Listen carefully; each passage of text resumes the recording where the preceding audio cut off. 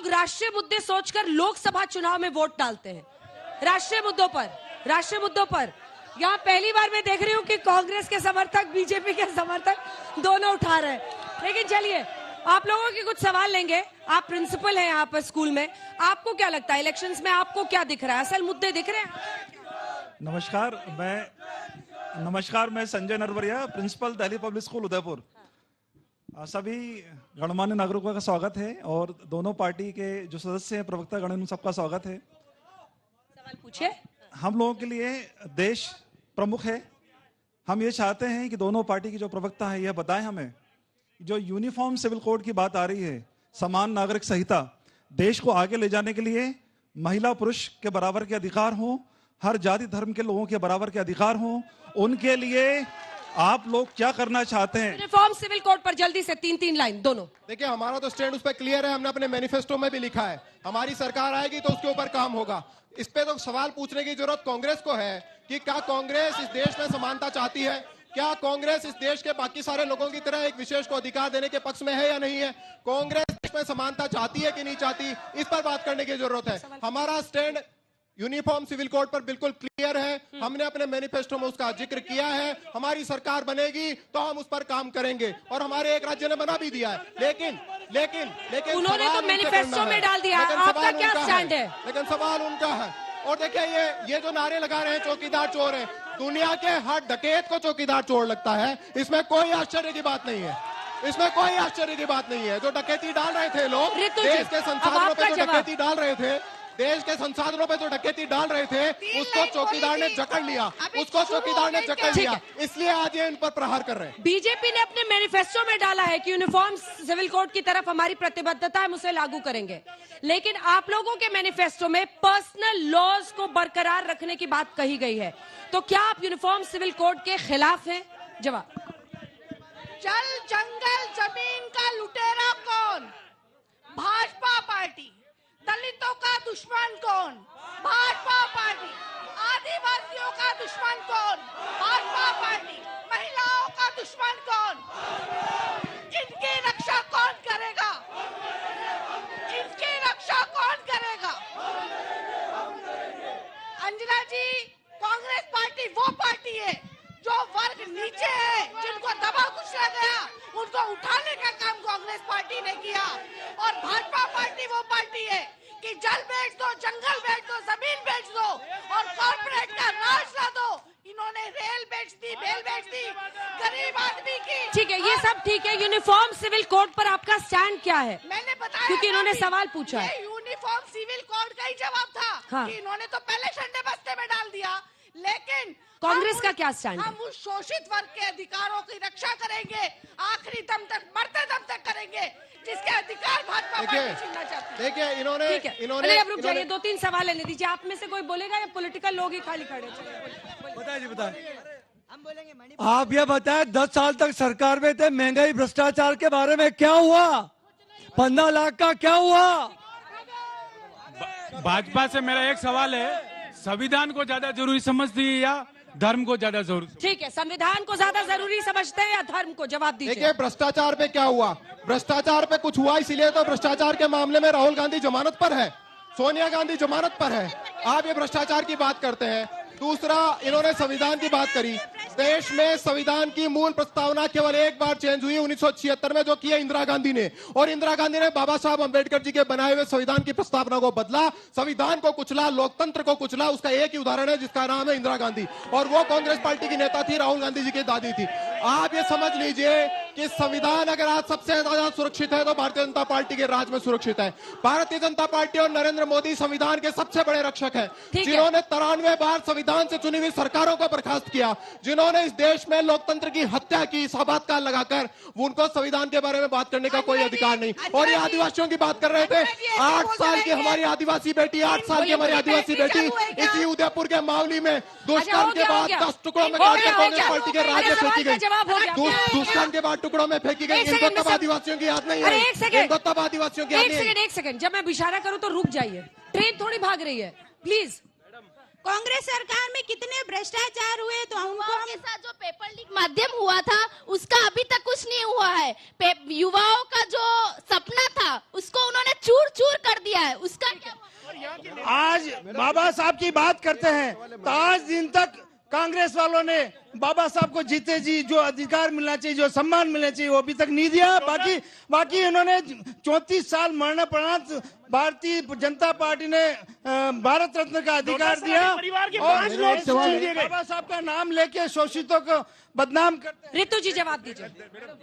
अंजना जी, दुनिया का नहीं, यूनिवर्स का सबसे बड़ा घोटाला और उसका मास्टरमाइंड नरेंद्र मोदी, जो इस देश के प्रधानमंत्री है, खुला खेल फर्रुखाबादी चलाया और खुली लूट की, लोगों को एक्सटॉर्शन किया, जो है खुला धंधा। देखिए, देश के प्रधानमंत्री के बारे में इनकी भाषा देखिए, जिसके ऊपर 10 साल तक कोई उंगली नहीं उठा पाया। इसीलिए तो कांग्रेस की दशा है। जिनकी 404 सीटें आई थी वो 40 के लिए तरस रहे हैं। उसका कारण यही तो है, उसका कारण ठीक है, यही तो उनको है। पूरा करने दीजिए, बोलिए। अंजना जी, चंदा दो और धंधा लो, खुला खेल चला और खुली लूट नरेंद्र मोदी और उनके मंत्रियों ने की। इस देश में निर्दोष को लूटने का काम किया और उस चंदे के बदले देश को बेचा इन कारोबारियों को।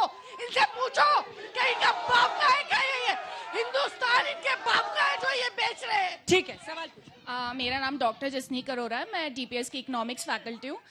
न्यूट्रल व्यू रख के मुझे ये सवाल पूछना है कि पिछले पास्ट 10 इयर्स में हम 8 से 5th लार्जेस्ट इकोनॉमी हो गए हैं। अभी जीडीपी ग्रोथ हमारी यूएस $3.6 ट्रिलियन चल रही है और फिस्कल डेफिसिट बहुत ही ज्यादा ब्लैक्स में कम हो गया है। तो इस पे आपके क्या व्यूज हैं? किससे पूछ रहे हैं आप? मैम, न्यूट्रल व्यू रख के पूछ रहे हो, मेरे को दोनों पार्टी से पक्ष से। देखिए, मैं देता हूं उसका मतलब जवाब। उनको तरक्की दिख रही है मोदी जी की सरकार में, तो रितु जी वो कह रहे हैं कि हम 5th सबसे बड़ी इकोनॉमी बन गए हैं। क्या ये बड़ी उपलब्धि नहीं है नरेंद्र मोदी सरकार की? देखिए, मेरी बहन को वो दिखाई दे रहा है जो कि सरकार, भाजपा सरकार जो दिखा रही है वो दिखाई दे रहा है। उनको किसानों की आत्महत्या नहीं दिखाई दे रही, उनको बेरोजगारी नहीं दिखाई दे रही है, उनको पेपर लीक दिखाई नहीं दे रहे हैं, उनको ये भी दिखाई नहीं दे रहा कि 85 करोड़ आदमी 5 किलो राशन पे जिंदा है। कैसे इकोनॉमी बनाया, कैसे बनाते हैं बताइए?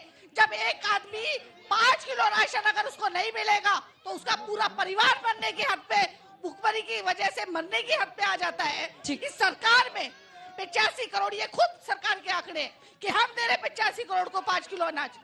क्या कौन सी अर्थव्यवस्था है ये बताइए? आप कह रही है इसको बंद कर देना चाहिए? आपने गरीबी हटाने का वादा किया, लेकिन आप तो जो है करोड़पतियों की गरीबी हटा रहे हो, उनको जो है लखपति से करोड़पति बना रहे हो। मेरा सवाल हटाने के प्रवक्ता से है, बना रहे हो। क्या आपको वातावरण नजर आता है देश का 400 पार? मणिपुर भी हमारे देश का हिस्सा है, कभी वहां पर देख लिया करो। आप क्यों नहीं गए अभी तक? देखिए, मैं दोनों बातों का जवाब देता हूं, जो बहन ने भी पूछा उनका भी देता हूं। देखिए, 2004 में जब प्रधानमंत्री अटल बिहारी वाजपेयी जी की सरकार गई थी, तब देश दुनिया की अर्थव्यवस्था के मामले में 11वें नंबर पे खड़ा था। 2014 में जब मनमोहन सिंह जी की सरकार गई, तब भी 11वें नंबर पे ही खड़ा था। लेकिन आज मोदी जी के राज में 5वें नंबर पे आ गया और 3 साल में 3रे नंबर पे पहुंच जाएगा। क्योंकि तब आदर्श सोसाइटी घोटाला होता था, कॉमनवेल्थ घोटाला होता था, कोयला घोटाला होता था, अगस्ता वेस्टलैंड घोटाला होता था, सबमरीन घोटाला होता था, 2G होता था, 3G होता था, जीजाजी घोटाला होता था। तो ये जो घोटालेबाज सरकार थी, इनको तकलीफ इसी बात की तो है, कि आज चौकीदार इनको खाने नहीं दे रहा। इसी बात की तो तकलीफ है कि सरकार में आकर कैसे लूट मचाए, तकलीफ इसी बात की तो है इनको। सवाल सुनिए।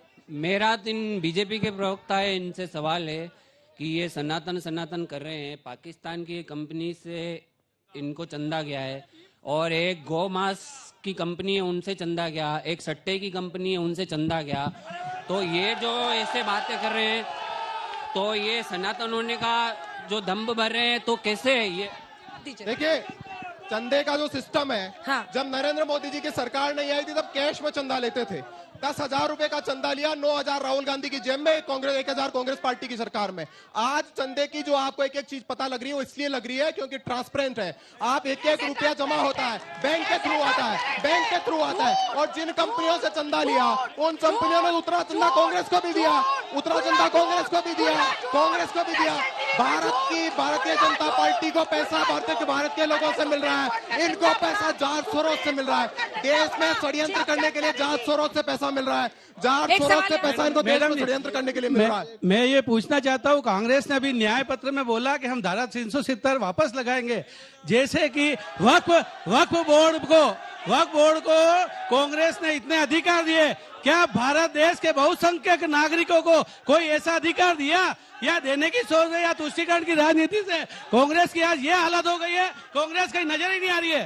तो आगे क्या एक दो सवाल मेरा ये है कांग्रेस से प्रवक्ता से ये सवाल है मेरा कि ये हमेशा कहते हैं लोकतंत्र की हत्या कर दी। मेरे को बताओ, जब 1974 में 75 में जब इमरजेंसी लगी थी तब लोकतंत्र पैदा हुआ था या मरा था? मेरा ये सवाल है।